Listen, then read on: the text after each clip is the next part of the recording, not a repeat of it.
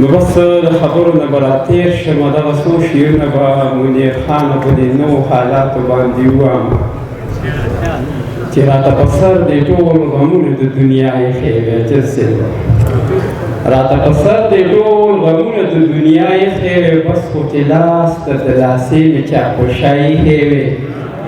او یا سیاسي یا افسرګوټي یا ملا ایښې وې چې په دې خاوره خو د امن قدم چا ایښې وې. مننه چې یا سیاسي یا افسرګوټي یا ملا ایښې وې چې په دې خاوره خو د امن قدم چا ایښې وې. او بیا به حسینو د میینو زړونه نه ماتول، چا کوي مخې ته د دې جرم سزا ایښې وې. او مننه چې بیا به حسینو د میینو زړونه نه ماتول، چا کوي مخې ته د دې جرم سزا ایښې وې.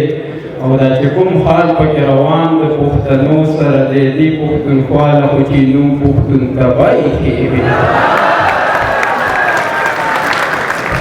مننه چې دا چې کوم حال پکې روان د پښتنو سره دی، دې پښتونخوا له خو چې نوم پښتون تبه ایښې وې.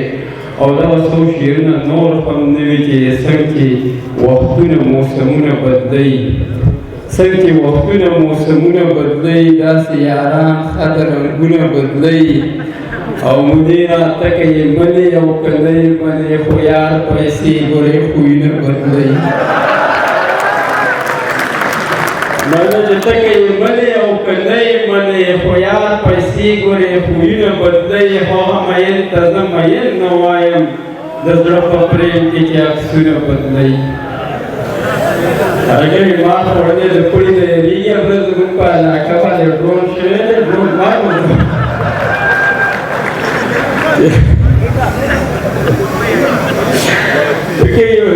هغه مین ته زه مین نه وایم، د زړه په پرېم کې چې عکسونه بدلوي. او دا مې پرون د یو ملا اورېدل چې دعاګانې تقدیرونه بدلوي. او دغه د یو سرکاري ملګری راغی، هغه وایي چې یاره زموږ په دې دغه باندې څه وویل، دغه به ووایم چې په کوم هنر باندې قاتل مې د سر خواله راځي، په کوم هنر باندې قاتل مې د سر خواله راځي، چې خو مې ووژني او بیا مې هم دعاله راځي. او زه خو حیران په پښتونخوا کې دې چاودنو کړم، مړه پکې څوک شي او ډالرې کې بیا چاله راځي.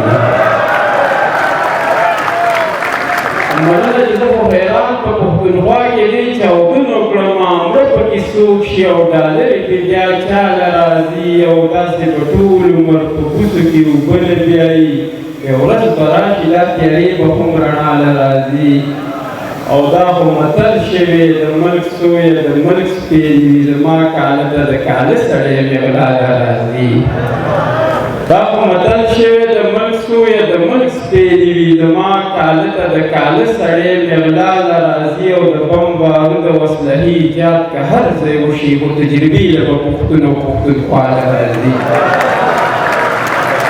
مننه چې د بم بارود او اسلحې ایجاد که هر ځای وشي، خو تجربې له به پښتون او پښتونخوا له راځي. او نن خو د حق وینا او ته خپل غزل کې وکړه، خو دا هم خبر که نتیجه به یې سبا له راځي.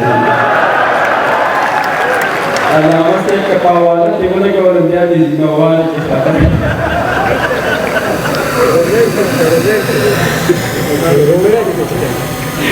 رحمت قبله تیره وي رومانټیک شنو مې ما ته د رومانټیک مخکې معنا وکړه چې رومانټیک څه ته وایي. علامه صاحب ته پکې رومانټیک شعرونه ووایي چې ځان مې د عشق په سرو لمبو باندې سېزلې نه وي.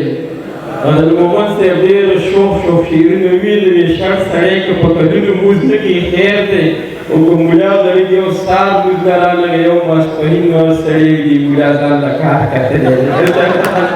نو ما وایي که مونږ هر څه وایو خیر دی، خو تاسو که له داسې شوق شعرونه مو وایاست نه چې نو دغه رومانټیک شعرونه دې لپاره چې ځان مې د عشق په سرو لمبو باندې سېزلې نه وي. افسوس افسوس دی چې مې تا ته یار ویلی نه وي، او اوس چې دې نه وینم ډېر ورسوځېږمه زه، او دې نه به دا ښه وه چې ما درته کتلی نه وي.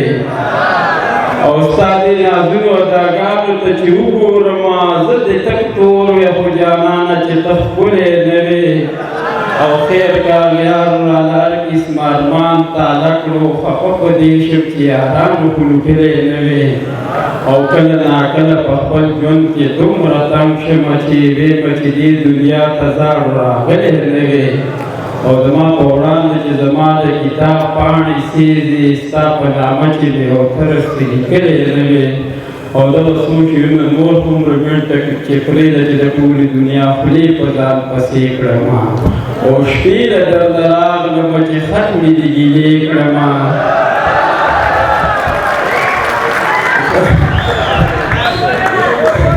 علامه صاحب دغه چې جوړوله ده چې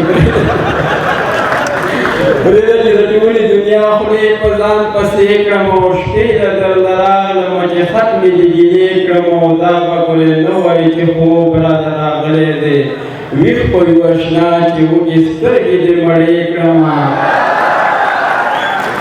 او نن مې زړه ته راله ما وې زړه پې راشه وسېزه او څه به درته یاره روزانه نوې بانې کړمه او ډېر جوړې زما د انتظار ساړو نیولې وې او جوخ را سره کښېنه چې د تن خولې خولې کړم او ښه ښکلې او غزل په دې شیرینه شپه بیا ولیکه او راشه وترجانه چې سم زړه ته دې نږدې کړمه یو جهان مننه